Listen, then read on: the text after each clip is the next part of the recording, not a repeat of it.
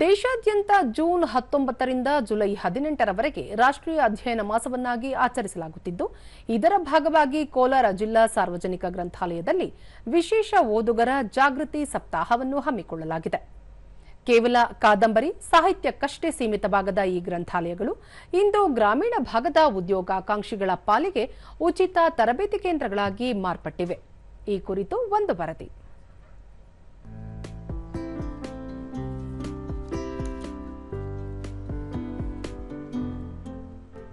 ಭಾರತದಲ್ಲಿ ಪ್ರತಿ ವರ್ಷ ಜೂನ್ 19ರಂದು ರಾಷ್ಟ್ರೀಯ ಓದುಗರ ದಿನಾಚರಣೆಯನ್ನು ಆಚರಿಸಲಾಗುತ್ತದೆ. 2017ರಲ್ಲಿ ಪ್ರಧಾನಿ ನರೇಂದ್ರ ಮೋದಿ ಅವರು ಇದನ್ನು ಅಧಿಕೃತವಾಗಿ ಘೋಷಿಸಿದ ದಿನದಿಂದ ಜೂನ್ 19ರಿಂದ ಮುಂದಿನ ಒಂದು ವಾರವನ್ನು ಅಧ್ಯಯನ ಸಪ್ತಾಹ ಹಾಗೂ ಜುಲೈ 18ರವರೆಗಿನ ಅವಧಿಯನ್ನು ಅಧ್ಯಯನ ಮಾಸ ಎಂದು ದೇಶಾದ್ಯಂತ ಆಚರಿಸಲಾಗುತ್ತಿದೆ. ಇದರ ಭಾಗವಾಗಿ ಕೋಲಾರ ಜಿಲ್ಲಾ ಗ್ರಂಥಾಲಯದಲ್ಲಿ ಓದುಗರಿಗೆ ವಿಶೇಷ ಜಾಗೃತಿ ಮೂಡಿಸುವ ಸಪ್ತಾಹ ನಡೆಯುತ್ತಿದೆ. ಸಮಾಜದಲ್ಲಿ ಎಲ್ಲರಿಗೂ ತಮಗೆ ಬೇಕಾದ ಪುಸ್ತಕಗಳನ್ನು ಕೊಂಡು ಓದುವ ಆರ್ಥಿಕ ಶಕ್ತಿ ಇರುವುದಿಲ್ಲ. ಅಂತಹ ಸಂದರ್ಭದಲ್ಲಿ ಶ್ರೀಮಂತ ಬಡವ ಎಂಬ ಯಾವುದೇ ಭೇದವಿಲ್ಲದೆ ಎಲ್ಲರಿಗೂ ಉಚಿತವಾಗಿ ಅತ್ಯಂತ ಕಡಿಮೆ ಶುಲ್ಕದಲ್ಲಿ ಜ್ಞಾನದ ಬಾಗಿಲನ್ನು ತೆರೆಯುವ ಮೂಲಕ ಗ್ರಂಥಾಲಯಗಳು ಜ್ಞಾನ ಪ್ರಸರಣದಲ್ಲಿ ಪ್ರಮುಖ ಪಾತ್ರ ವಹಿಸುತ್ತಿವೆ.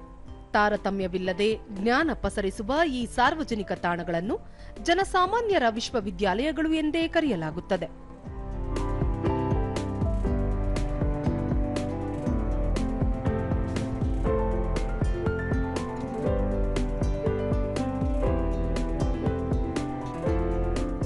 ಇತ್ತೀಚಿನ ವರ್ಷಗಳಲ್ಲಿ ಸಾರ್ವಜನಿಕ ಗ್ರಂಥಾಲಯಗಳ ಸ್ವರೂಪ ಸಂಪೂರ್ಣ ಬದಲಾಗಿದೆ.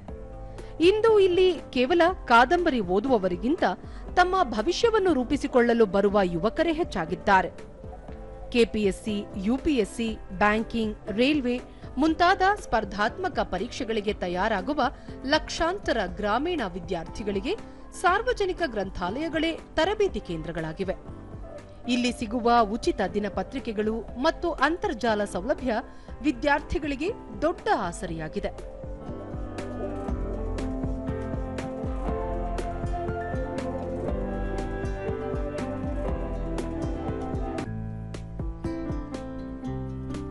ದೂರದರ್ಶನದೊಂದಿಗೆ ಸ್ಪರ್ಧಾರ್ಥಿ ಶಿರೀಷಾ, ಯುವಜನತೆ ಮೊಬೈಲ್ ಗೀಳಿನಿಂದ ಪುಸ್ತಕ ಬಳಕೆ ಕಡಿಮೆಯಾಗಿದೆ. ಡಿಜಿಟಲ್ ಗ್ರಂಥಾಲಯದಿಂದ ಸ್ಪರ್ಧಾರ್ಥಿಗಳಲ್ಲಿ ಜ್ಞಾನಾರ್ಜನೆ ಅಧಿಕವಾಗಲಿದೆ ಎಂದರು. ಗ್ರಂಥಾಲಯಗಳು ಮತ್ತು ಮನೆಯಲ್ಲಿ ಓದೋದಕ್ಕೂ ಭಾಳ ಡಿಫ್ರೆನ್ಸ್ ಇರೋದ್ರಿಂದ ಗ್ರಂಥಾಲಯಗಳು ಸಾಕಷ್ಟು ಹೆಲ್ಪ್ ಮಾಡ್ತಾ ಇದೆ ಸ್ಪರ್ಧಾರ್ಥಿಗಳಿಗೆ. ಜೊತೆಗೆ ಹಿರಿಯ ನಾಗರಿಕರಿಗಾಗಿರ್ಬೋದು ಅಥವಾ ಓದೋದಕ್ಕೆ ಯಾರು ಇಷ್ಟಪಡ್ತಾರೋ ಅವರೆಲ್ಲರಿಗೂ ಆಗಿರ್ಬೋದು. ಕೋಲಾರದ ಗ್ರಂಥಾಲಯ ಸಾಕಷ್ಟು ಮೂಲಭೂತ ಸೌಕರ್ಯಗಳನ್ನು ತುಂಬ ಚೆನ್ನಾಗಿ ಹೊಂದಿದೆ. ಮತ್ತೋರ್ವ ಸ್ಪರ್ಧಾರ್ಥಿ ನಿರ್ಮಲಾ, ಇಲ್ಲಿರುವ ಶಾಂತಿಯುತ ವಾತಾವರಣ ಹಾಗೂ ಉಚಿತ ಇಂಟರ್ನೆಟ್ ಸೌಲಭ್ಯ ಅಧ್ಯಯನಕ್ಕೆ ಪೂರಕವಾಗಿದೆ ಎಂದರು. 2 ಇಯರ್ಸಿಂದ ಲೈಬ್ರರಿಗೆ ಬರ್ತಾ ಇದ್ದೀನಿ. ಇಲ್ಲಿಗೆ ಬಂದ ಮೇಲೆ ಒಂದು ಗುಡ್ ಎನ್ವಿರಾನ್ಮೆಂಟ್ ಸಿಕ್ತು. ತುಂಬ ಓದಬೇಕು, ಇನ್ನೂ ಚೆನ್ನಾಗಿ ಓದಬೇಕು, ಎಷ್ಟು ಕಾಂಪಿಟೇಷನ್ ಇದೆ ಅಂತೇಳಿ ಅರ್ಥ ಮಾಡಿಕೊಂಡೆ. ಅದಾದಮೇಲೆ ಇಲ್ಲಿಂದ ರಿಸೋರ್ಸ್ ಬಂದು ಡಿಜಿಟಲ್ ಲೈಬ್ರರಿ ಆಗಲಿ, ನ್ಯೂಸ್ ಪೇಪರ್ ಸೆಕ್ಷನ್ ಆಗಲಿ, ಬುಕ್ಸ್ ಸೆಕ್ಷನ್ ಆಗಲಿ ತುಂಬ ಚೆನ್ನಾಗಿದೆ. ಸ್ಪರ್ಧಾರ್ಥಿ ಹರ್ಷ, ಪ್ರತಿದಿನದ ಪ್ರಚಲಿತ ವಿದ್ಯಮಾನಗಳನ್ನು ಓದಲು ಇಲ್ಲಿ 10 ದಿನಪತ್ರಿಕೆಗಳು ಸಿಗುತ್ತವೆ. ಡಿಜಿಟಲ್ ಗ್ರಂಥಾಲಯದಿಂದ ಮಾಹಿತಿ ಸಂಗ್ರಹಣೆಗೆ ತುಂಬಾ ಅನುಕೂಲವಾಗಿದೆ ಎಂದು ಹೇಳಿದರು. ಗ್ರಂಥಾಲಯ ಅನ್ನೋದು ತುಂಬ ಯೂಸ್ಫುಲ್ ಆಗ್ತಿದೆ. ಎಸ್ಪೆಷಲಿ ಡಿಜಿಟಲ್ ಲೈಬ್ರರಿ ಏನೆಲ್ಲ ಮಾಡಿದಾರೋ ಇದರಿಂದ ನಮಗೆ ತುಂಬ ಉಪಯೋಗ ಆಗ್ತಿದೆ. ಏನು ಅಂತ ಹೇಳಿದ್ರೆ, ಒಂದು ಫ್ರೀಯಾಗಿ ಡೇಟಾ ಕೊಡುವಂಥದ್ದು, ವೈಫೈ ಸೌಲಭ್ಯವನ್ನು ಕೊಡುವಂಥದ್ದು ನಮಗೆ ಎಲ್ಲರಿಗೂ ಕೂಡ ತುಂಬ ಅನುಕೂಲವಾಗ್ತಿದೆ. ಮತ್ತೋರ್ವ ಸ್ಪರ್ಧಾರ್ಥಿ ಅಭಿ, ಹೊಸದಾಗಿ ಆರಂಭವಾಗಿರುವ ಡಿಜಿಟಲ್ ಲೈಬ್ರರಿಯಿಂದಾಗಿ ಕಂಪ್ಯೂಟರ್ ಮೂಲಕ ಆನ್ಲೈನ್ ಕ್ಲಾಸ್ಗಳನ್ನು ಹಾಗೂ ಈ ಪುಸ್ತಕಗಳನ್ನು ಉಚಿತವಾಗಿ ಪಡೆದುಕೊಳ್ಳಲಾಗುತ್ತಿದೆ ಎಂದರು.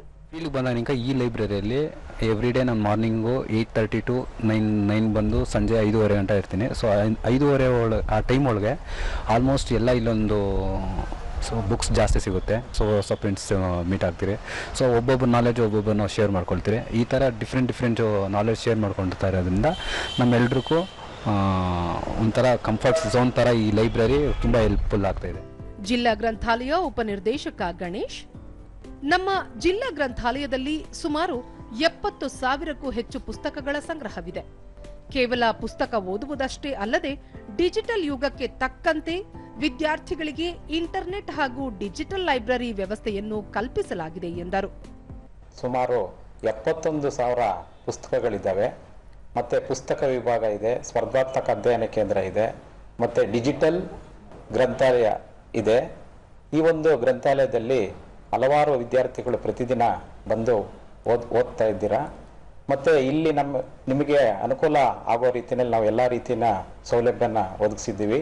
ಜಿಲ್ಲಾಧಿಕಾರಿ ಡಾಕ್ಟರ್ ಎಂಆರ್ ರವಿ ಇಂದಿನ ಜಾಗತಿಕ ಸ್ಪರ್ಧೆಗೆ ಸರಿಹೊಂದುವಂತೆ ಜಿಲ್ಲೆಯಾದ್ಯಂತ ಒಟ್ಟು 3 ಡಿಜಿಟಲ್ ಲೈಬ್ರರಿಗಳನ್ನು ಪ್ರಾರಂಭಿಸಲು ಉದ್ದೇಶಿಸಲಾಗಿದೆ ಎಂದರು. ಓದುವಿನ ಬಗ್ಗೆ ಮತ್ತು ಪುಸ್ತಕದ ಬಗ್ಗೆ ಆಸಕ್ತಿ ಹುಟ್ಟಿಸಬೇಕನ್ನೋ ಕಾರಣಕ್ಕಾಗಿ ಮತ್ತು ಆ ಜನರಿಗೆ ಈ ಒಂದು ಡಿಜಿಟಲ್ ಲೈಬ್ರರಿಯ ಸಂಪರ್ಕ ಕಲ್ಪಿಸಬೇಕು ಅಂತ ಹೇಳಿ ಮಾಸ್ತಿ ಅವರ ಏನು ಅಲ್ಲಿ ಸ್ಮಾರಕ ಇದೆ, ಅಲ್ಲಿ ಒಂದು ಡಿಜಿಟಲ್ ಲೈಬ್ರರಿಯನ್ನು ಕೂಡ ಸ್ಥಾಪನೆ ಮಾಡಬೇಕು ಅಂತ ಹೇಳಿ ತೀರ್ಮಾನ ಮಾಡಿದ್ದೇವೆ.